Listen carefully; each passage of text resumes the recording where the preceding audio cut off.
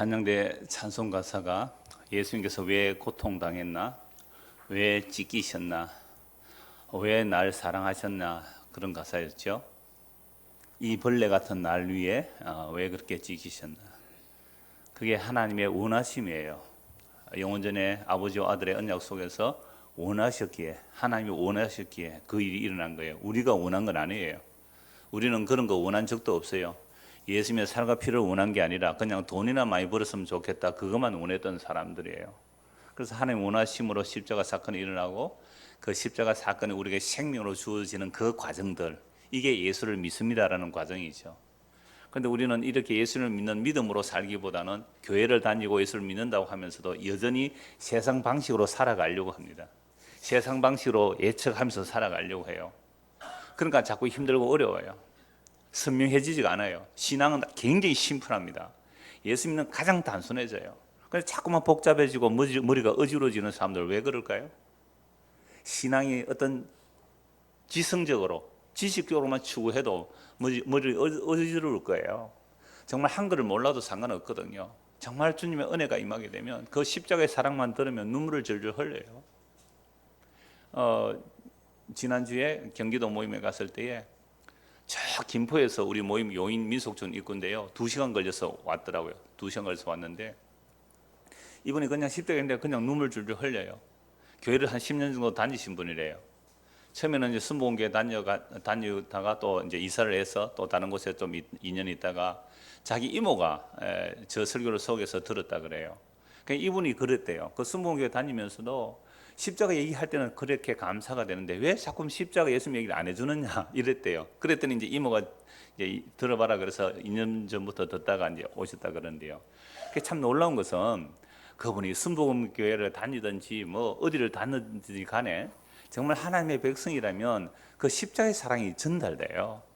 그 찬송 방금 가사를 내가 이 찬양도 하는데 그 가사를 들으면서 왜 벌레 같은 날 사랑하셨느냐는 거죠. 왜 벌레 같은 날 사랑했느냐, 왜 고통당하셨나, 왜 찢기셨느냐, 그게 감격이 안 되면 찬양은 그냥 소리일 뿐이거든요.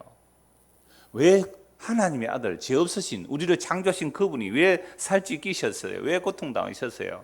왜 날 사랑하셨어요? 하나님의 원하심이라니까요. 우리가 원한 거 아니란 말이에요. 그래서 성경을 통해 하나님의 원하심이 뭔지를 알고 우리가 예수를 믿게 되면 굉장히 단순해집니다. 삶이 전혀 복잡해지지 않아요. 박경리 씨가 죽을 때 다대가 이런 말을 했어요. 버리고 갈 것만 남아서 참 좋다. 여러분, 그 사람 예수를 안 믿은 사람이잖아요. 그러함에도 나는 이제 버리고 갈 것만 남아서 참 좋다 그랬거든요. 이런 말 하실 수 있어요? 우리가 예수님을 믿으면서도 아직도 버릴 게, 지고 있는 게 너무 많다면, 그래서 머리가 복잡한 거예요. 그래서 자꾸만 머리를 예측하는 거죠. 그래서 제가 오늘 처음 설교 시간 이렇게 시작하려고 했어요. 여러분들 멀미 해보신 적이 있습니까? 혹시 멀미 심하게 하시는 분 계세요? 멀미 차 타면 심하게 하시는 분? 전에는 많이 했습니까? 예, 요즘은 안 하십니까? 예, 멀미를 왜 하느냐 하면요, 전에도 한번 말씀드린 적이 있는데 아무리 멀미를 심해도요, 운전대를 잡고 운전하면 멀미가 없어져요. 그럼 운전을 안 하면 왜 멀미가 나오느냐 하면요, 예측이 안 되기 때문에 그렇대요. 운전을 하면 우회전이구나 좌회전이구나 하니까, 이미 우회전이구나 하면 우리 뇌에서 몸의 균형을 이 안에 균형축에 가서 전달하는 거죠. 야, 오른쪽으로 휘어진다. 그러면 오른쪽으로 꺾어지니까 자기 몸이 스스로 내가 중심을 잡아주는 거죠. 그러니까 안 어지러워요. 제가 전에 목사들 한번 1박 2일로 관광버스로 그 시찰하러 가는데요. 그런데 차가 관광버스 좋은 버스예요. 자리가 널널해요. 그런데 어떤 분이 목사인데 그 승합차를 몰고 따라오는 거죠. 1박 2일을. 왜 그래요? 그러니까 이 사람은 차를 못 한대요. 운전 안 하면 멀미가 심해서. 그러니까 혹시 여러분 멀미 하시는 분 있으면 운전석 딱 옆에 앉아서 앞에 길을 보면 좀 많이 쓰러들어요. 근데 뒤에 앉아 있다 보니까 이게 우회전 하는지 좌회전인지 모르니까 몸이 쏠리잖아요.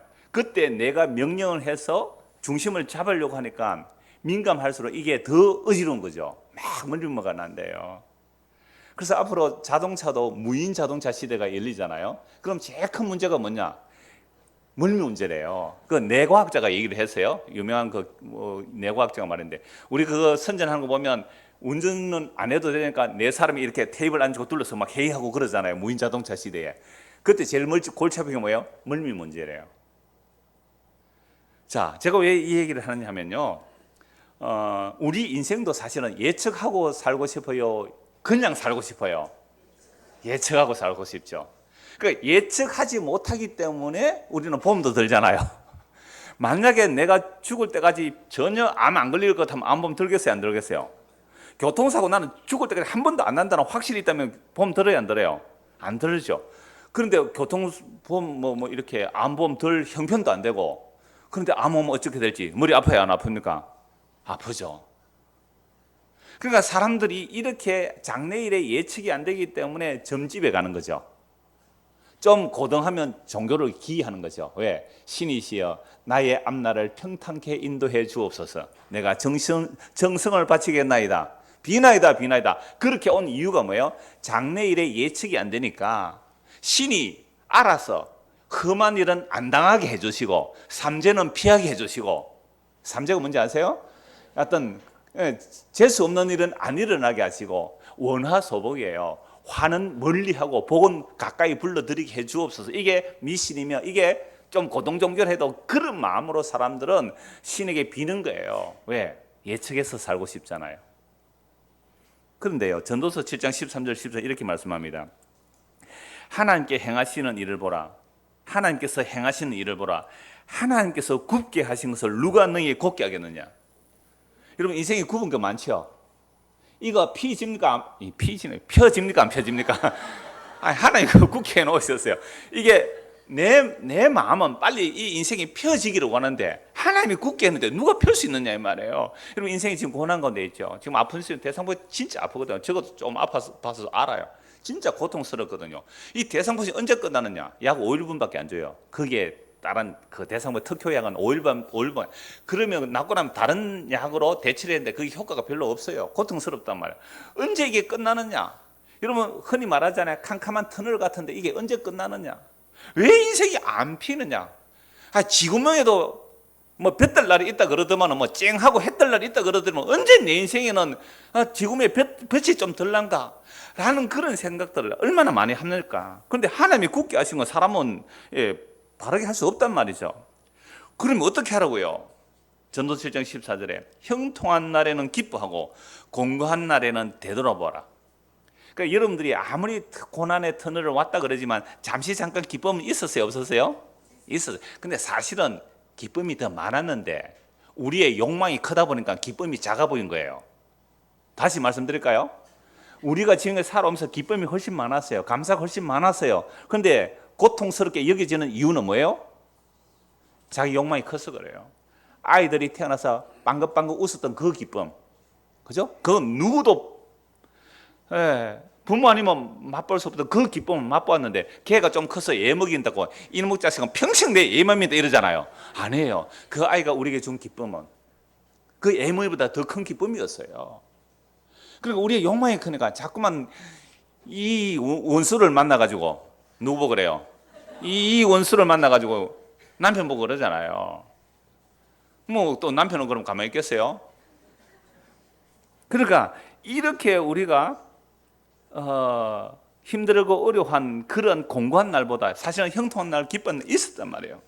그래서 형통한 날은 기쁘고 공고한 날은 되돌아보아라. 이 두 가지를 하나님이 병행하게 하사 사람이 그의 장래 일을 능히 헤아려 알지 못하게 하셨느니라. 그러니까 우리는 장래를 예측하고 싶은데 하나님 우리의 장래를 예측 못하게 해두신 거예요. 만약 우리 장래를 우리가 예측하면 하나님 믿겠어요? 안 믿겠어요?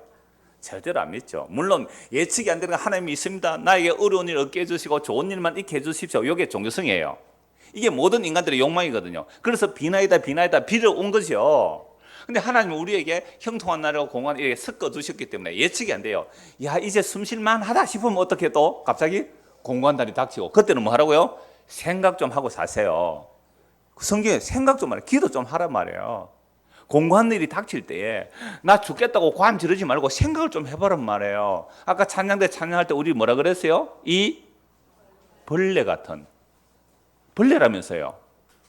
이 벌레 같은 난리에 살찌고 피 흘리신 그분이 계시고 그 사랑한다면 이 공고한 날 잠시 잠깐이면 지나가는 거예요. 영원한 생명이 들어왔다면 그 별거 아니라고 넘길 수 있잖아요. 이게 믿음이거든요. 신분은 단순해요. 예수님께서 2000년 십자가로 다 이뤘다는 그 사실이 우리에게 훅 들어오게 되면 내 인생 죽을 때까지 9번 지은 길로 가더라도 그 끝이 생명의 길이면 됐잖아요. 이런 걸 믿음이라 그래요. 왜 안 피줍니까? 안 펴줍니까? 자꾸 사투리가 나와서 왜 안 펴줍니까? 내 인생. 너 인생 펴주면 너 날 안 믿을 거야. 너 인생 펴주면 네 뜻대로 됐다면 너 절대로 날 의지 안 할 거야. 그래서 하나님께서 우리에게 공간길을 섞어 두시는 거예요. 그래서 우리가 예수 그리스도의 십자가가 발견되는 자리는요, 예수님의 십자가 발견되는 자리는 캄캄한 그 밤에 아무것도 안 보이는 그 캄캄한 밤에 보인단 말이에요. 오늘 오후에 하나님이 캄캄한 데 나타난다 그래. 하나님이 캄캄한 중에 하나님께서 왜 하나님은 캄캄한 데 숨어 계시는가? 어제 우리 집사람에게 물어봤어요. 오후 설교 물어봤을 때 하나님께서 왜 그 캄캄한 밤중에 나타났느냐라고 하니까 그 고난의 끝에 나타나니까 그런 거 아니에요. 이 얘기를 하더라고요. 그 말도 참 일리가 있다 그랬는데, 하나님께서 오후에 말씀드릴게요. 이거는 그러니까 우리의 인생이 캄캄하고 동굴 같고 이게 끝이 안 날 것 같아요. 이 9번 길이 언제 좀 펴질까? 그러니까 우리가 자꾸만 예측하고 싶은 거예요. 그래서 누구에게 찾아가세요?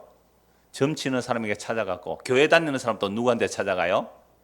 기도 많이 하는 사람, 하루에 몇 시간 정도 기도하는 사람에게 찾아가고 싶어요. 여러분들 하루에 1시간 하는 사람에게 찾아갈래요? 한 10시간 기도하는 사람 찾아갈래요? 10시간 좀 기도하는 사람 찾아가요. 그러면 우리의 앞일을 얘기해 줍니까? 안 해줍니까? 해줘요. 그런데 그게 맞습니까? 틀립니까? 맞다니까요. 그게 하나씩 탁탁 맞는단 말이에요. 다 틀리면 안 믿을 건데 한 10개 중에 한 3개 맞춰주는 거예요. 그러면 그게 목숨을 걸어요. 10개 중에 한 개만 딱 맞아도 어렵고 힘들 때마다 그 사람에게 뛰어가게 돼 있단 말이에요. 이게 한번 빠지면 헤어나올 수 없어요. 왜? 예측하지 마라 그랬는데 예측하려고 하니까 마귀가 그렇게 딱 사람을 사로잡아 버리면 늘 그 사람의 물으러 가야 돼요. 그 점치는 사람은 어렵고 힘든 일 있을 때마다 어디로 가요? 점치러 가요. 한국의 점집에 가장 많이 오는 사람들이 누군지 알아요? 주 고객이 교회 다니는 사람이래요. 교회 다니는 사람 아니면 점집 문 닫는데요. 이게 뭐 진짜인지 가짜인지 모르지만 그런 말들이 제가 들어봤어요. 그러니까 예측하고 살려고 하는 거야. 그러니까 우리도 예수님 오늘 그날과 같대요. 예수님의 재림하는 날 알고 싶어요? 모르고 싶어요? 왜 알고 싶어요? 그날과 그때를 준비하려고. 그날과 그때를 알고 준비하려고 하는 그런 사람은 이미 주님과의 사랑의 관계가 아니라는 거예요. 그죠? 주님과의 사랑의 관계가 아니에요. 오늘 이걸 좀 말씀드리려고 해요. 그런데 우리가 기도 많이 하는 사람에게 가서 어떤 내 장래 일을 헤아려 알게 좀 이렇게 기도 받으러 갈 때요, 장래일만 말하는 게 아니에요. 예수님의 재림의 날짜도 얘기를 해요. 이 2000년 교회 역사 속에서 얼마나 많이 그 예수님의 재림 날짜 그 예측했는지 아세요? 2세기도 있었어요. 2세기 때도 5세기도 있었고 6세기, 7세기 제일 심한 때가 1세기 그 천년 때, 밀레니엄 때, 밀레니엄. 더 심한 때는 2000년 됐을 때, 밀레니엄. 그러니까 천년 단위로 정말일 거야. 이래가지고 사람들이요 실제로 비행기 왕복 티켓 말고 예루살렘에 가는 편도 비행 티켓 가서 예루살렘 갔다니까. 왜요? 거기에 누가 온다고? 예수님 거기 시온산에 재림한다고. 실제 간 사람들이 있어요. 2000년 때에. 우리나라는요 1988년도. 그러니까 뭐 정통이든 이단이든 예수 재림 그거 다 조사해서 연구 발표는 한 5시간 해도 모자랄 거예요. 얼마나 많은 사람이 예수님의 재림을 예측했는지. 그러니까 그런 사람들의 말을 귀를 기울이고 그러기에 따라가. 우리나라에도 유명하다는 사람들 재림 예측한 사람 많아요. 그거 다 실패했잖아요. 그러면 그런 사람들의 말을 듣고 왜 따라가요? 예수님 오시는 그날에 딱 준비해 있다가 나는 들림 받아야지. 절대로 그렇게 안 온다고 성경은 말씀합니다. 그날과 그때는 아버지도 모르고 천사도 모르고 나도 모르고 아버지도 모르고 천사도 모르고 아들도 모르고 누구만 안다고요?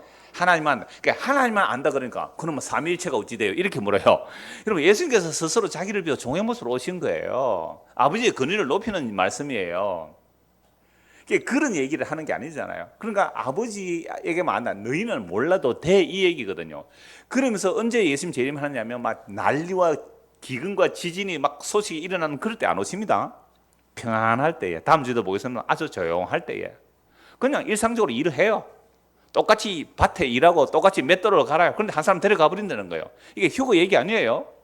똑같이 일하는 거죠. 그런데 주께서 이렇게 데려가 버리는 거죠. 그러니까 그 날과 그때를 알려고 예측하면 그건 반드시 미혹에 빠지게 되어 있어요. 그래서 그 날과 그때를 교회에서 수많이 이제 예측을 했다가 실패를 했는데, 그런데 왜 사람들이 또 그런데 넘어가느냐 하면요, 아모스서 3장 7절에 이런 말씀이 있습니다. 주 여호와께서는 자기의 비밀을 그 종 선지자들에게 보이지 아니하시고는 결코 행함심이 없으시리라. 주 여호와께서는 어떤 일을 하실 때 누구에게 보여준다고요? 선지자에게 보여주고 한다. 몇 장 몇 절요? 아모스 3장 7절. 아마 이 말씀 안 들어본 사람 없을 거예요. 좀 열심히 있어서 막 다니는 사람들 이 말씀 딱 해요. 자, 그러면 주님께서 앞으로 하나님 하실 일을 선지자들에게 알려주는데 어떤 선지자에게 알려줄까요?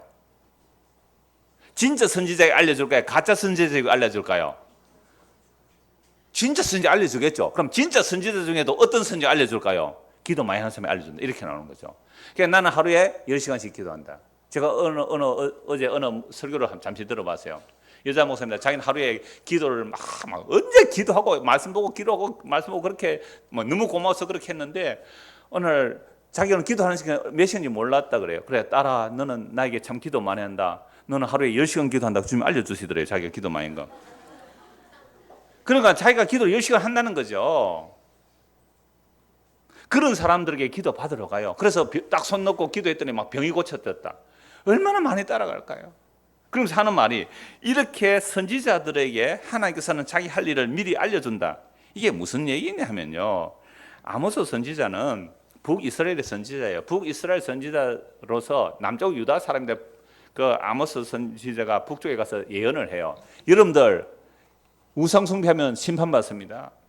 그러니까 아모스 시대 북이스라엘 잘 먹고 잘 살았거든요. 여러분들 우상 숭배하면 이 나라 망합니다. 회개하십시오. 회개 안 하면 멸망합니다. 이걸 말했단 말이에요. 그러니까 하나님께서 하실 일을 아모스 선생을 통해 미리 말했잖아요. 너 회개 안 하면 멸망한다. 그게 하나님이 미리 말씀하신 거예요. 그러니까 그 멸망하는 날짜를 말해주는 것이 아니라 너 회개 안 하면 멸망한다. 그래서 회개 안 했어요. 북이스라엘 어떻게 됐습니까? 멸망했잖아요. 그럼 멸망한 것을 보고 하나님께서 이미 말씀했습니까? 안 했습니까? 다 했다 이거예요. 예수님 재림하는 날도 마찬가지예요. 회개하고 예수를 믿으라 그랬잖아요. 그럼 회개하고 예수를 믿는 자들에게는 재림의 날이 기쁨과 영광의 날이에요. 지금 회개하고 예수 믿는 것이지 주님 오시는 날 예측해서 내 잘 준비하고 있다가 그날 가겠다고요. 어림도 없는 얘기예요. 이게 바로 종교성이라 이 말입니다. 사랑의 관계가 아닌 거죠. 그래서 오늘 보면 36절 보십시오. 마태복음 24장 36절입니다. 그러나 그 날과 그 때는 아무도 모르나니 하늘의 천사들도 아들도 모르고 오직 아버지만 아시느니라. 그럼 지난주 보았던 말씀 32절 보십시오. 무화과 나무의 비유를 배우라. 그 가지가 연하여지고 잎사귀를 내면 여름이 가까운 줄을 아나니.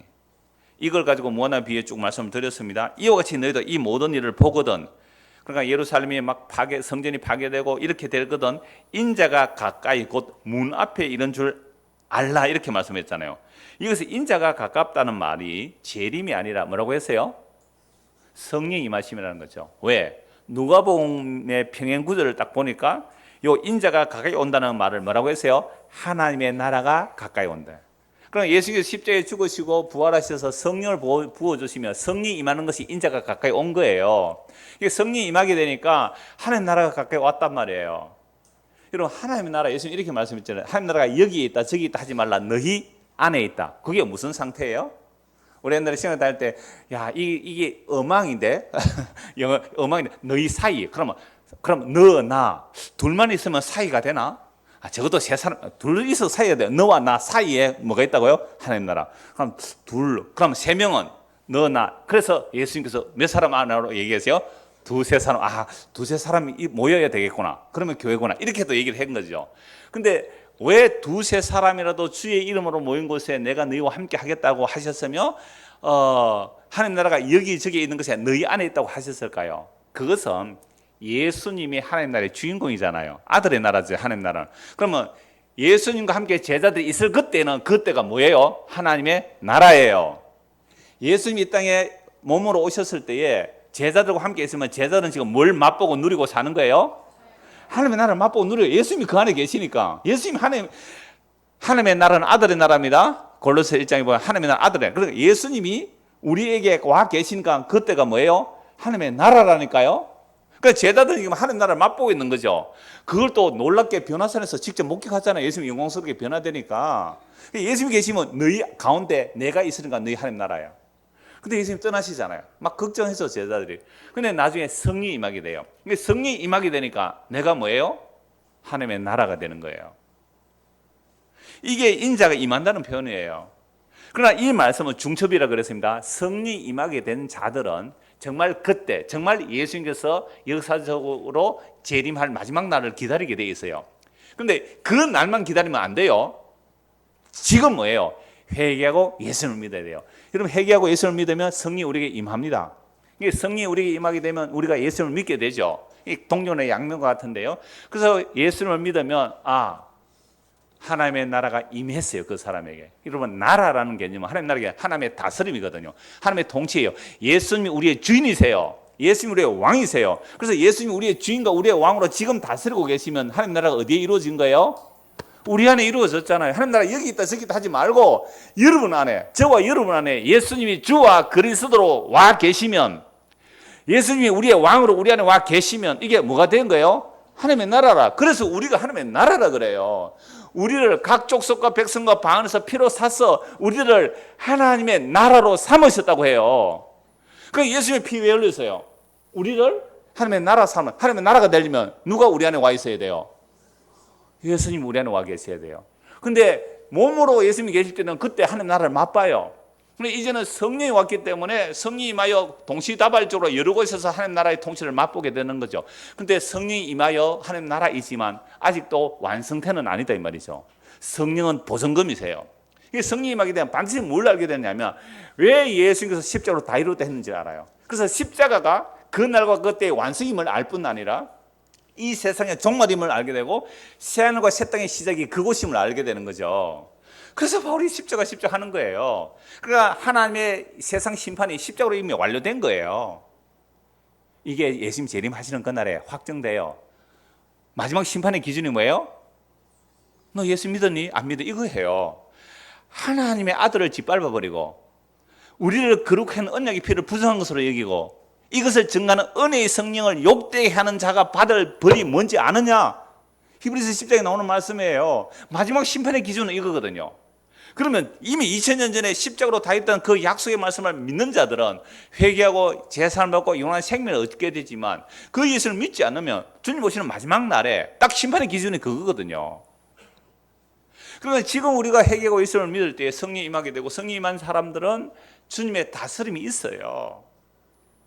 그러니까 성령이 우리 안에 세미하게 말씀하세요. 뭐 동쪽으로 이사가라 서쪽으로 이사가라 그런 얘기 아니시고 우리의 죄가 뭔지를 알게 하시고 예수님 누군지 알고 믿게 하는 그 성령의 역사가 반드시 있어요. 그리고 어떤 여러분들이 성경에 안 나타나는 구체적인 이야기에 담배 필까요 말까요 물어보면 뭐라고 하실까요? 술을 마실까요 안 마실까요? 술을 먹지 말라고 성경에 있습니다. 술 좋아하는 사람은 술 취하지 말라 그 말씀만 가지고 있는데 보지도 말라 했어요. 술 보지도 말라. 특히 술이 땡기는 사람 술을 보지도 말라 그랬어요. 정말이에요. 보지도 말라 그랬어요. 성경에 있습니까 없습니까? 있어요. 술을 보지도 말라 그랬어요. 그런 말씀 다 있어요. 그런데 어떤 문제, 정말로 성경에 없는 내용들이 많이 있잖아요. 오늘 내가 밥을 살까요 말까요? 오늘 차값을 내가 낼까요 말까요? 그때 성령께서 말씀해 주실까요 안 해 주실까요? 해 주십니다. 다 해 주세요. 어떻게 해 주실까요? 네가 체면 차리기 위해서 사람들에게 잘 보이기 위해서 네 이름 내려고 하려면 하지 마라. 근데 정말로 은혜가 감사해서 형제를 섬기는 마음으로 하고 싶으면 네가 손해본 쪽으로 해. 그렇게 말씀 안 해주실까요? 그런데 우리는 무시해요. 성령의 소식을 무시해요. 하나님 음성이 안 들린대요. 안 들리기는 지 욕심이 커서 안 들리는 거죠. 다 들려요. 그게 자기를 부인하고 자기 십자가를 지고 따른 거 아니에요? 사랑은 무례히 행치 아니하고 자기의 이익을 구하지 아니하고, 그럼 천국은 그런 곳이잖아요. 무례히 행하지 아니하고 자기의 유익을 구하지 아니하고. 그럼 자기 유익 구하지 않으면 너의 유익을 먼저 구하잖아요. 이거 성령께서 우리의 삶의 모든 상황과 모든 환경 속에서 인도 확실하게 100% 하고 계세요. 그런데 우리는 육체의 소욕이 너무 커서 성령의 소욕을 전부 다 기막고 있어요. 그래서 말씀 보셔야 돼요. 기도해야 돼요. 회개해야 됩니다. 그래서 성령의 충만을 구해야 돼요. 이것이 성령이 임하여 지금 종말을 살아가는 사람들이에요. 그래서 성령이 임하게 되면 종말의 영이에요. 세상 끝난 것을 아는 거예요. 이게 성령이 임한 자들의 모습이란 말이죠. 그래서 정말 이 예수님의 제자들도요, 하나님의 나라의 회복을 늘 기다렸어요. 하나님의 나라의 회복을 기다렸는데 이게 육적 이스라엘의 회복을 기다렸단 말이죠. 사도행전 1장을 한번 보겠습니다. 사도행전 1장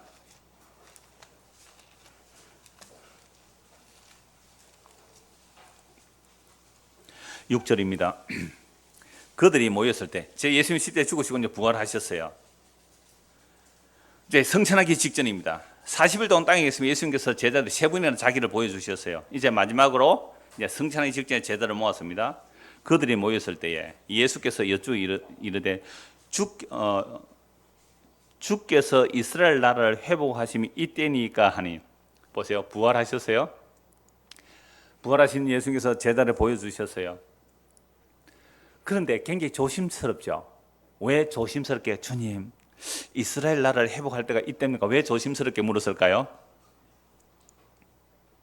왜 예수님이 조심스럽게 물었을까요? 얘들이요 다 십자가 앞에서 저주명세 보이는 도망가는 애들이잖아요. 그러니까 지금 예수님 이스라엘 나라를 회복할 때가 이때입니까? 이제는 한 자리 할 수 있어요 없어요? 없어요. 왜? 끝까지 십자가 따라 못 갔잖아요.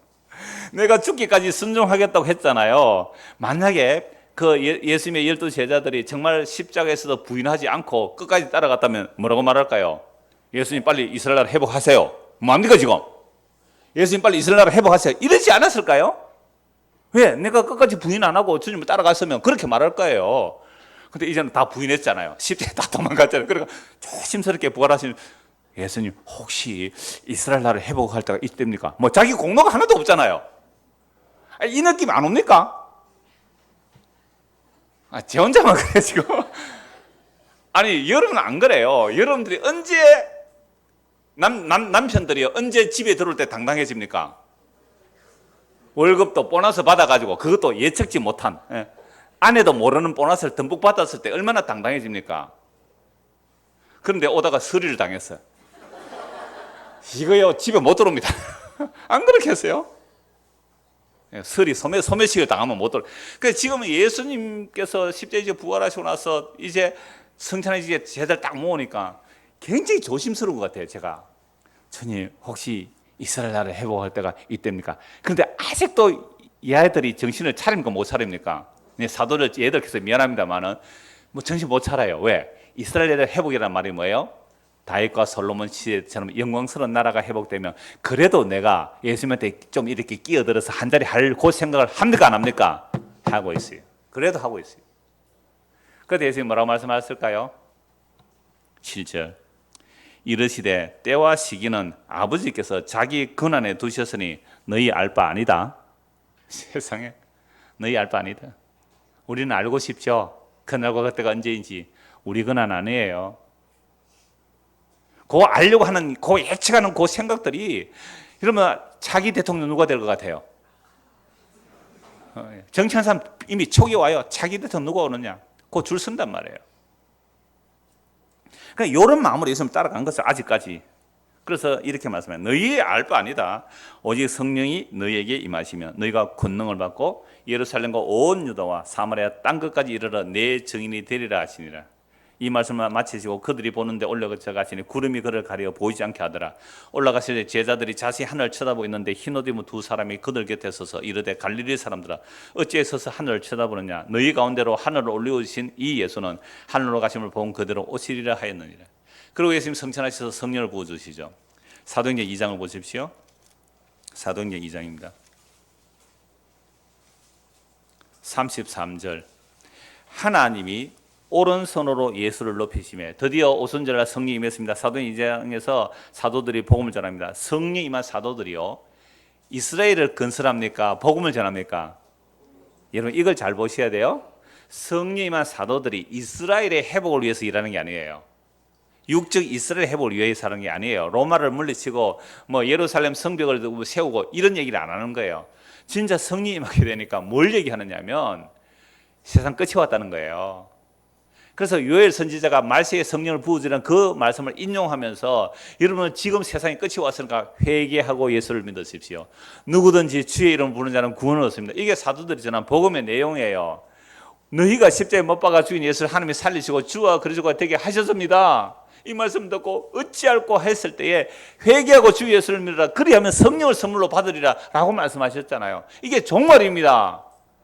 그리고 오순절 성령 임하심이 종말이에요. 그래서 사도들은요 그거 몰랐어요. 성령 임하기 전에 몰랐어요. 이제 예수님이 부활하셨으니까 이제 다시 이스라엘 나라를 회복할 건가? 다윗 왕처럼 등극할 건가? 죽었다가 살아나셨으니까 이제 사람들이 죽일 수 없겠네? 이런 마음으로 예수님께 질문한 게 이스라엘 나라를 회복하면 이때입니까? 그거 너가 알 바 아니다. 성령이 임하면 근세와 능력을 받고 근세와 능력이 뭐예요? 죽을지라도 예수의 십자가를 전하는 게 근세와 능력을 받은 거예요. 그래서 이 예루살렘에서 이런 이 복음이 유대와 사마리아와 유대와 땅 끝까지 증거되게 하겠다는 예수님이 자기 의지를 말씀하셨어요. 그리고 오순절날 성령이 임하였습니다. 성령이 임하게 되니까 이 사도들이 야 이제 우리 이스라엘 나라를 회복하자 그러지 않아요. 이스라엘 나라를 회복하자는 얘기를 안 해요. 복음을 전한다니까요. 그래서 33절을 보십시오. 하나님이 오른손으로 예수를 높이시며 그가 약속하신 성령을 아버지께 받아서 너희가 보고 듣는 이것을 부어주셨다는 거죠. 그럼 예수님 지금 뭐로 취임하신 거예요? 성천하셔서 뭐 하셨어요? 보좌에 앉으신 거잖아요. 등극하신 거예요. 예수님이 하늘 보좌에 등극하신 거예요. 오늘 덥습니까? 왜 검은색은 잘 안 되는 것 같아요 지금. 지금 하나님이 오른손으로 예수를 높이셨다는 말은 십자가에 죽으시고 부활해서 성천 하늘에 보좌에 등극에 하셨어요. 그러니까 하늘나라 백성들은 예수님이 뭐로 계시는 거죠?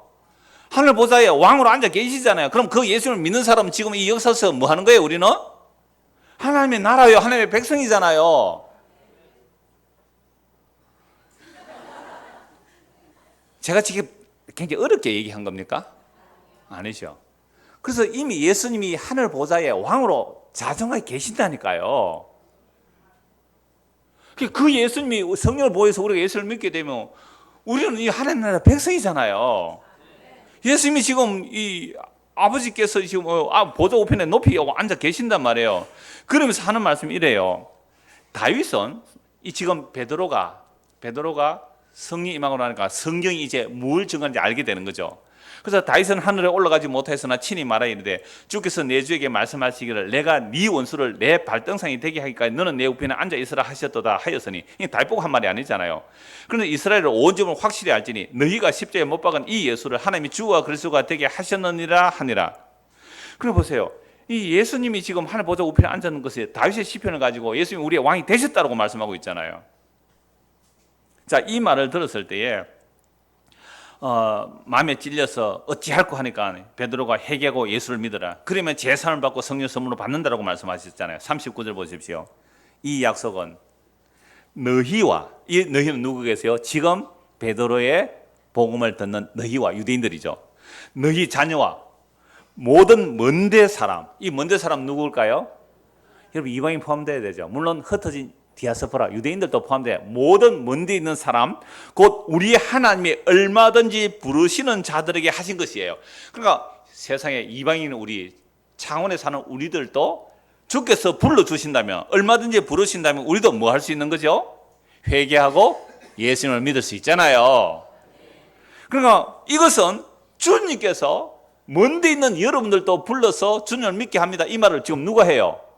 베드로가 해요. 근데 베드로가 성령 충만해서 이 말을 했는데 이 말귀를 알아들었을까요? 못 알아들었을까요? 못 알아들었습니다. 놀라워요. 성령이 임하였고 성령 충만해서 복음을 전했는데도 이 말을 지 말이 아니잖아요. 이거 성령이 임해서 말을 해놓고도 이 말이 무슨 말인지 아직 몰라요. 보세요. 만약에 베드로가 성령이 임하여 복음을 증거했을 때 이 말을 자기가 해놓고 이 말이 이방인들도 얼마든지 불러내는 이 말을 알았더라면 이방인에게 전도하러 가기 쉬웠을 거예요. 이방인에 전도를 안 갑니다. 베드로가 성령이 임하게 되면 예루살렘에서 복음이 어떻게 돼야 돼요? 사마리아로 유대로 사마리아로 땅까지 증거되는데 예수 믿고 있는 사람들 안 떠나요. 그게 자기 길이 좋대요. 성령이 임하니까 예수 믿고 하루에 120명이 성령이 임하셨습니다. 베드로 혼자 전도한 게 아니라 120명이 성령이 충만해서 막 복음을 전하니까 그때에 흩어진 유대인들이 바글바글하게 모여 있거든요. 그러니까 하루에 3,000명, 5,000명 막 회개하고 죽게로 돌아와요. 얼마나 좋았을까요? 막 핍박이 일어나도 그 상관도 없었어요. 그렇게 놀라운 성령의 역사와 복음을 전해서 죽게로 돌아온 자들이 있었는데 자기들만의 축제였어요. 자기들만의 예수 믿는 사람들이었죠. 그래서 예루살렘은 흩어지지 않았습니다. 그랬을 때 사도행전 7장에 스데반 집사의 순교가 일어나죠. 그러면서 사도행전 8장에 보면 예루살렘 교회의 핍박이 일어나면 어떻게 해요? 흩어지는 거죠. 뭉치면 죽고 흩어지면 사는 겁니다. 우리 이승만 대통령은 뭉치면 살고 흩어지면 죽는다 그랬지만 복음은 뭉치면 죽고 흩어져야 사는 거예요. 그런데 뭉쳐서 자기들끼리 좋다고 있으니까 순교로 인하여 흩어지게 만들어요. 왜? 사도행전 8절 예수님이 자기 의지거든요. 예수님께서 내 증인 되게 하겠다. 예루살렘만 아니라 유대로 나가야 되죠. 그래서 유대로 사마리아 흩어져. 그렇게 흩어질 때 빌립 집사가 사마리아에 가서 복음을 전해요. 사마리아에 가서 복음을 전하니까 사마리아 사람이 예수를 믿어요. 복음을 듣고 예수를 믿어요. 난리가 났습니다. 예루살렘에서. 아니 저 개들이 어떻게 예수를 믿어? 이러면 유대인들은 사마리아 사람을 개처럼 취급했습니다. 그래서 베드로 요한 한번 가봐라. 베드로 요한이 사마리아 갔어요. 빌립이 저는 복음을 듣고 믿어요. 그래서 그들에게 기도했더니 성령이 임합니다. 이걸 가지고 예수 믿는 거하고 성령 세례가 다르다. 천만에. 이건 베드로와 그 요한에게 사마리아 사람도 너희가 받은 성령을 동일하게 받는 것을 보여주기 위해서 복음 듣고 믿는 거하고 성령 임함을 시차를 둔 거예요. 누구 교육시키려고. 그러니까 베드로가 지금 사도행전 2장 39절에 먼데 있는 사람이라도 주께서 얼마든지 부르시는 자들에는 회개하고 예수 믿을 수 있다라고 얘기해놓고는 사마리아에 확인하러 간 거예요. 와, 사마리아 사람도 진짜 예수를 믿네. 알게 되는 거예요. 알게 돼요. 그 다음에 나중에 고넬료 집에 전도하러 갈 때 12시에 밥 먹을 때 내가 옥상에 기도하고 있습니다. 유대인들은 하루에 3번 기도에 정해놓고 9시, 12시 또 오후에 이렇게 기도하는데 오후에 딱 옥상에서 기도하는데 갑자기 뭐가 내려와요? 큰 보자기, 이제 번역 큰 그릇에 온갖 부정한 짐승들, 곤충, 성경에서 그만 모든 부정한 것들이 가득 내려오죠. 하늘에서 음성이 들리기를 야 베드로야 잡아먹으라. 저 이런 거 어려서부터 안 먹었습니다. 율법 지켰거든요. 올라가요. 또 잡아먹으라. 나 이 부정한 거 안 먹습니다. 내가 깨끗하다고 한 것을 네가 부정하다고 하지 말라. 그게 3번 환상이 주어지고 떠나가요. 이게 무슨 일일까 생각할 때 고넬료가 보낸 사람이 와요. 이방인 백부장이 보냈어요. 그때 성령께서 뭐라 말씀하세요? 따라가라. 내가 보냈다. 따라가서 그 집 앞에 가서 뭐라 그럽니까? 나는 원래 정통 유대인이라서 나 이방인 집에 들어가면 안 됩니다. 이방인 집에 내가 부정하게 되니까 안 됩니다. 뭐뭐뭐 하고 있었지만 성령께서 밀어붙이는 거. 그러나 주님께서 나를 이곳에 가라 했으니까 할 수 없이 왔습니다 하고 복음을 전했어요. 그럴 때는 그들에게 뭐가 임해요? 성령이에요. 얼마나 놀라운 일이에요. 그러니까 성령이 충만해서 자기가 먼데 사람 한다고 해놓고도 사마리아도 잘 못 가고 이방인 집에 못 갔어요. 그러니까 지금 고넬료 집에 전도를 누가 하고 계세요? 그렇죠. 예수님께서 보낸 성령이 베드로를 도구로 사용하고 베드로는 순종해서 갑니까? 떠밀려서 갑니까? 떠밀려서 가요. 그러니까 우리가 증인 되자는 얘기가 아니에요. 증인이 되리라는 예수님의 의지예요. 예수님의 의지가 역사해서 오늘 우리가 예수를 믿게 되는 거예요. 제가 무릉교회 111년사 좀 앞에 역사를 좀 정리하면서 제가 복음이 무릉교에 오기까지 제가 처음 이랬어요. 십자가에서 얼마나 복음 전할 기회예요. 그게 앞으로 두고 역사 자료가 되니까 제가 초안을 그렇게 기록했어요. 예수님이 십자가로 다 했다는 그 예수님의 의지가 이 시골 꼴짝까지 복음이 선거되었다고요. 그래서 복음이 이렇게 될 때에 스데반 집사를 죽일 때에 가편에 투표한 그 바울이 예수 믿는 사람 잡으러 가다가 주님을 만나서 이방인의 복음 전하죠. 한참 복음 전했습니다.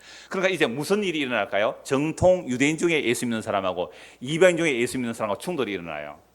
그러니까 누가 기분 나쁠까요?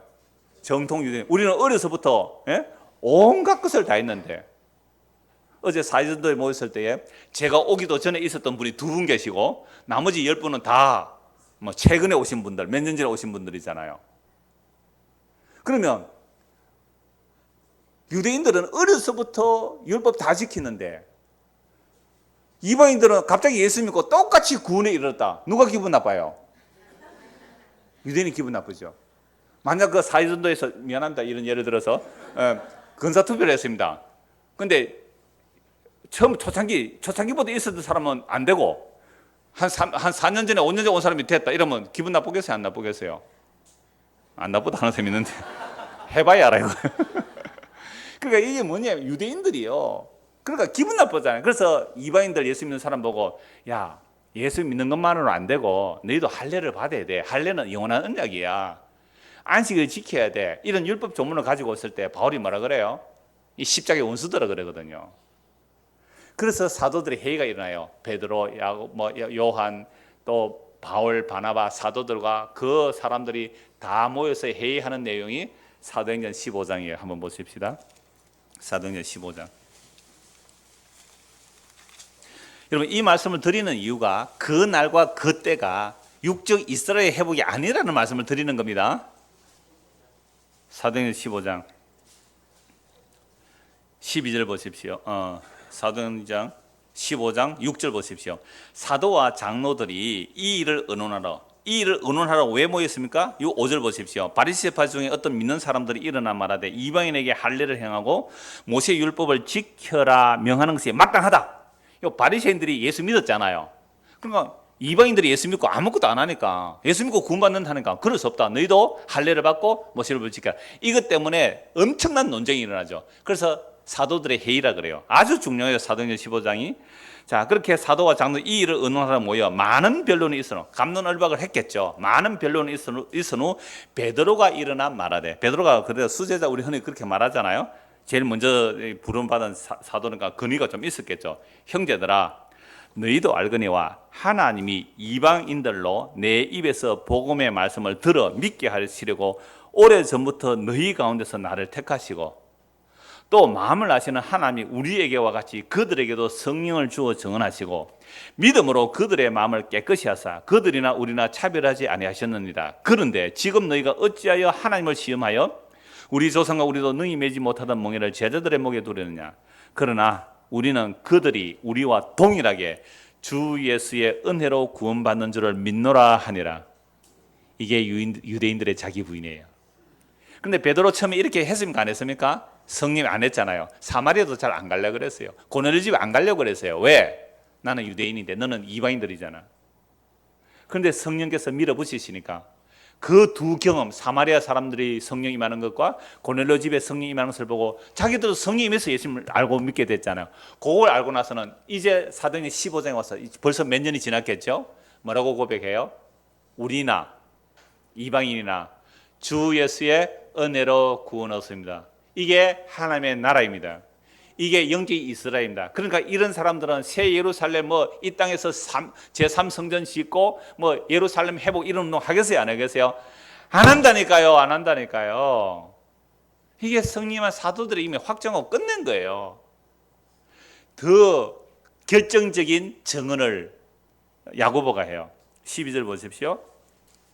온 무리가 가만히 있어 바나바와 바울이 하나님께서 자기들로 말미암아 이방 중에서 행하신 표적과 기사에 관하여 말하는 것을 듣더니 여러분 처음에는요 바울보다 누가 더 인정받은 사람이에요? 바나바잖아요. 바나바는 초대교회 때 자기 밭을 팔아서 바친 사람으로 아주 사람들이 존경받는 사람이에요. 그래서 바나바가 바울을 추천했기 때문에 바울이 복음전하러 다닌 거예요.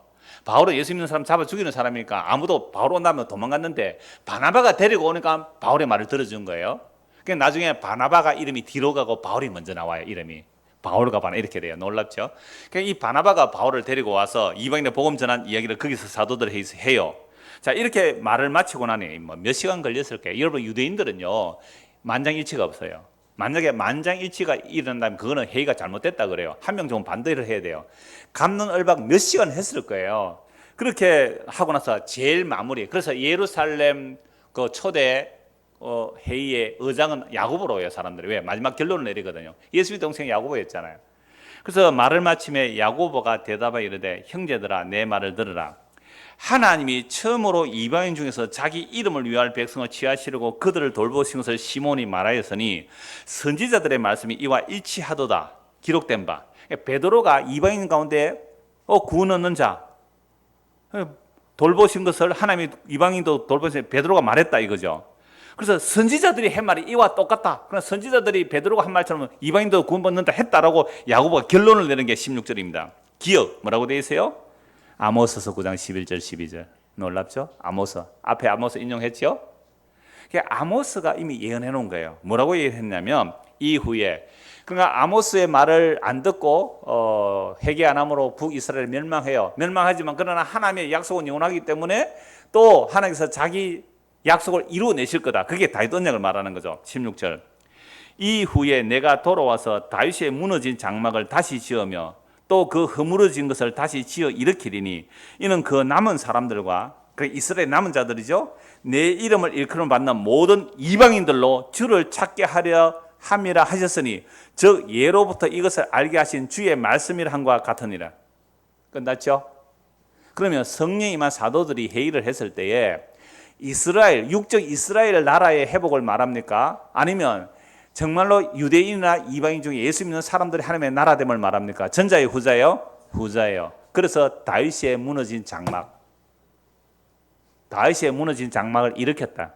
이렇게 본 거예요. 이게 성령께서 사도들에게 지각을 열어주시니까 아모스 선지가 말한 다윗의 무너진 장막을 일으킨다는 것은 성령 임하기 전에 어떻게 알았을까요? 다윗의 무너진 장막을 일으킨다는 말이 성령 임하기 전에는 유대인들은 어떻게 알아들었을까요? 다윗과 같은 왕이 세워질 거다. 그리스도가 와서 메시아가 와서 다윗과 같은 왕조를 이룰 것이다. 그럼 대한민국 역사 속에서 가장 뛰어난 왕은 누구예요? 별로 없죠? 세종입니까? 세종대왕처럼 세종대왕 때 백성들 고생 많이 했습니다. 세종대왕 같은 왕이 오기를 우리가 원하겠죠. 정말 잘했다면. 그러니까 이스라엘 백성들은 다윗 같은 왕을 기다렸던 거예요. 다윗의 무너진 장막을 일으킨다. 이건 누가 봐도 메시아가 오면 다윗 시대처럼 멋진 이스라엘 왕국을 만들어줄 거야 라고 기대를 했는데 성령이 임하게 되니까 다윗의 무너진 장막 안에 누가 들어온다고요? 이방인이 들어온 거예요. 그럼 이게 육적 이스라엘 나라예요? 아니죠. 교회를 말하는 거예요. 예수님의 피로 값주고 산 자기 몸된 교회를 말하는 거예요. 이게 하나님의 나라예요. 그래서 이것은 이미 옛날에 선지자들이 다 말해놓았다 이거죠. 자, 그러면 다윗의 무너진 장막이 이렇게 분명하게 세워졌죠. 다윗의 무너진 장막을 지금도 세운다고 막 예루살렘에 가서 지금 이슬람 사원 있는 거 그거 빨리 빼앗아서 거기에 예루살렘 성전 세워야 된다. 이게 다윗의 무너진 장막이 이렇게 세우는 것이라고 누가 이렇게 해석을 할까요? 유대인들은 아직도 예수 안 믿는 유대인 아직도 이렇게 해석해요. 그 다음에 세대주의자들은 이렇게 해석을 해요. 세대주의자들은 이렇게 해석을 해요. 그런데요, 사도행전 10회 끝났습니다. 다윗의 무너진 장막은 유대인이나 이방이나 주 예수를 믿고 하나님의 백성 되는 그것이 다윗의 무너진 장막이 일으켜진 것이라고. 그런데 왜 건물이 필요해요? 왜 또 성전을 지으려고 해요? 이게 속임이에요. 미혹되지 마세요. 예수님의 십자가로 하나님의 약속을 다 완성하신 겁니다. 자, 그러므로 정말 오늘 저와 여러분들이 회개하고 예수를 믿게 되었다면 오늘 본문을 보십시오. 언제 임하느냐? 인자가 임하는 날이 37절. 노아의 때와 같이 인자의 임함도 그러하리라. 그러니까 사람들은 그날과 그때를 예측하려고 하는 것은 이스라엘을 회복함이 이때입니까? 라고 여러분 제자들이 예수님 물었잖아요. 성천하기 직전에. 그러니까 성령 임하기 전에 제자들은 다윗의 무너진 장막을 누가 일으키러 오느냐 이거에 관심이 있었잖아요. 예? 혈육의 왕을 기다렸단 말이에요. 성령 임하기 나니까 세상에 한꺼번에 된 거 아니죠. 그 과정들을 겪어서 사도행 15년 딱 결론을 내려요. 성령 임하게 되는 거. 다윗의 무너진 장막은 건물이 아닙니다. 이 땅의 나라가 아니에요. 예수님 말씀에 내 나라는 이 땅에 속한 나라가 아니라고 그랬잖아요. 예수님 피로 값주고 산 백성들이 하나님의 나라예요. 그게 하나님의 성전이에요. 이건 사람이 세울 수도 없고 사람이 무너뜨릴 수도 없는 거잖아요. 이게 다윗의 무너진 장막이 세워졌어요. 누구까지 포함시켜서? 이방인들까지 포함시켜. 이게 아모스서 예언한 대로 이루어졌다. 그런데 뭘 제3성전에 관심을 가지고 많은 사람들이 그 길을 쫓아다니는지 모르겠어요. 이 말씀을 안 믿는 거예요. 자, 그래서 정말로 오늘 저와 여러분들이 해교 예수를 믿었다면 그날과 그때 상관없잖아요. 하루도 빨리 더 가기를 원해요. 하루도 빨리 그 가기를 원하는데, 그래서 바울은 내가 두 사이에 끼어 있다 그래요. 두 사이에 끼어 있다. 내가 하루도 빨리 가기를 원했지만 내가 못 가는 이유는 내가 너희들 때문에 못 간다. 제가 주일학교 때 그 설교했더니 목사님 왜 빨리 안 죽어요? 그래요. 그래서 내가 니 때문에 못 간다. 지호가 그랬어요. 목사님 왜 빨리 안 죽어요? 그러면 내 니 때문에 아직 못 간다. 내 니한테 복음 다 전해놓고 내가 갈게 그랬는데. 자, 그래서 주님 오시는 그날과 그때를 기다리는 것이 아니라 사랑하는 사람을 기다리는 거예요. 자, 그런데 주님 오시는 날 어떻냐 하면 30절 보십시오. 노아의 때와 같이 인자 임함도 그러하리라. 홍수전에 노아가 방주에 들어가던 날까지 사람들이 먹고 마시고 장가들고 시집가고 있으면서 홍수가 나서 그들 다 멸하기까지 깨닫지 못하였으니 인자의 임함도 이와 같으리라. 주님 오시는 그날에 다른 표가 있을까요? 없을까요? 없어요. 그냥 먹고 마시고 사고 팔고 시집가고 장가 다 해요. 뭐 예수 믿는다고 성령 믿는다고 이런 거 안 해요? 하죠. 똑같이 해요. 이건 다음에도 같이 연결해서 볼 말씀인데, 그리고 노아가 방주를 만들 때에 사람들은 먹고 마시고 사고 팔고 시집가고 장가하는 그것이 목적이 되어 있었던 삶이죠. 요 노아님 왜 그래 갑자기? 주님께서 홍수로 세상을 심판하는데 웃기고 있네. 농담하지만 무슨 노아 심판이 있어? 소돔과 고모라 성에서 롯이 사이감들에게 말했죠. 이 성이 멸망한다 가자. 롯의 사이들이요.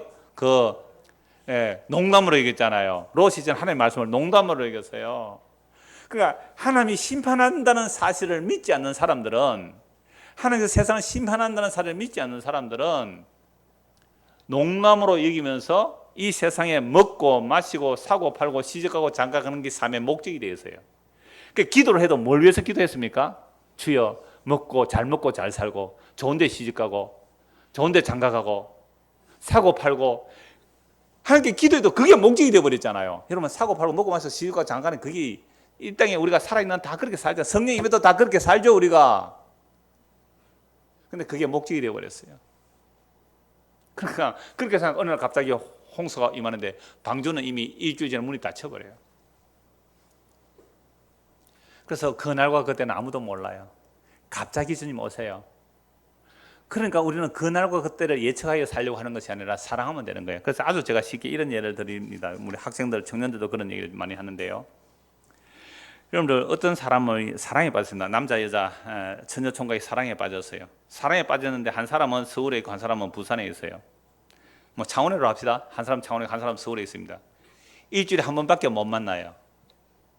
그러면 일주일 동안 이 사람이 학생이든지 아니면 일을 하든지 일주일 동안 공부하면서 무슨 생각할까요? 토요일 만날 그날을 생각하면서 공부 대충 할까요? 열심히 할까요? 열심히 해요. 왜? 그 사람이 가서 나 공부 열심히 해서 이번에 성적이 올라서 그 말 하고 싶어서 공부 열심히 한단 말이에요. 나는 네 보고 싶어서 공부도 안 하고 네만 그리웠다 하면 그 사람 안 만나줄 거잖아요. 그래서 우리 고등학생 때 남녀가 사귀면 우리 열심히 공부해서 대학 가서 만나자. 그럼 어떻게 해요? 대학 가서 만나서 진짜 잠도 안 자고 공부해서 대학 가고 그러잖아요. 요즘 그런 것도 없어요. 옛날에는 그래도 뭐 드라마라도 그런 게 있었는데 사랑한다는 건 그런 거잖아요.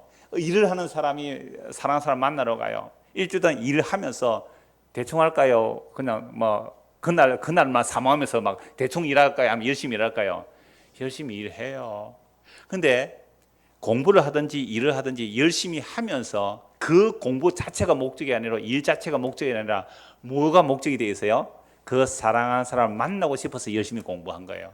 그 사랑하는 사람 만나고 싶어서 열심히 일한 거예요. 이렇게 사는 사람이 뭐예요? 그날과 그때를 기다리는 사람입니다. 근데 이런 마음이 없는데 어째요? 이런 사람이 있더라고요. 이런 마음이 없는데 그럼 어떻게 해야 되게요? 지금 여기서 회개하고 예수님 믿으세요. 예수님 믿으면 성령 우리에게 임한다고 하셨어요. 약속하셨어요. 그래서 예수님 믿으면 성령 임하게 되면 성령 임하면 세상이 종말임을 알아요. 이 세상이 끝이 난 것을 알아요. 끝이 난 것을 알기 때문에 나는 더 이상 세상에 사는 일에 목숨 걸 일이 없어요. 시집 안 가도 괜찮고 장가 안 가도 괜찮고 사고 팔고 안 해도 괜찮고 이 세상 물건은 다 쓰지 못할 것처럼 여기고 안에 있는 자는 안에 없는 자처럼 여기고 남편은 남편 없는 자처럼 여기고 근데 그 말은 안 해요. 성경 왜? 남편은 그리스도이기 때문에. 그래서 예수 그리스도 그분을 믿으면 그분의 영이 우리에게 임하시고 그렇게 되면 그날과 그때가 이미 이루어진 것을 알아요. 그날과 그때가 십자가로 이루어진 것을 알 뿐 아니라 이미 우리 안에서 그날과 그때가 이루어진 것을 아는 거예요. 그래서 이 세상에 구름이 일어나 나팔 소리 들려도 두렵지 않아요. 주님 내가 당신을 사랑하고 기다렸나이다. 날짜 손꼽아 기다린 것이 아니라 내가 사랑하기 때문에 내가 당신을 보고 싶어 했습니다. 이 믿음이 저와 여러분에게 임하기를 소원합니다. 기도하겠습니다. 하나님 아버지, 우리가 주님을 기다린 것은 사랑해서가 아니라 환난 당하지 않고 휴고되기를 내신 성적 올리기 위해서 그리고 하늘에 상 받기 위해서 이렇게 만약에 그날을 기다렸다면 주님 오시는 그날에 심판을 받을 수밖에 없습니다. 이것은 사랑이 아니었기 때문에 그렇습니다. 주님, 이 벌레 같은 난리에 왜 고통당하시고 살을 찢어 주셨습니까? 하나님께서 창세 전에 우리를 사랑하시기로 하나님이 원하셨기 때문에 그러한 일이 일어났습니다. 이 놀라운 사랑을 지금 우리의 마음에 믿고 받아들입니다. 성령이 우리 안에 임하여서 십자가로 세상이 이미 끝난 것을 알고 그 십자가에서 새하늘과 새 땅이 열림을 또한 알고 이 세상을 믿음으로 살아가는 우리 모두가 되도록 은혜를 베풀어 주시옵소서. 예수 그리스도를 받들어 기도드리옵나이다. 아멘.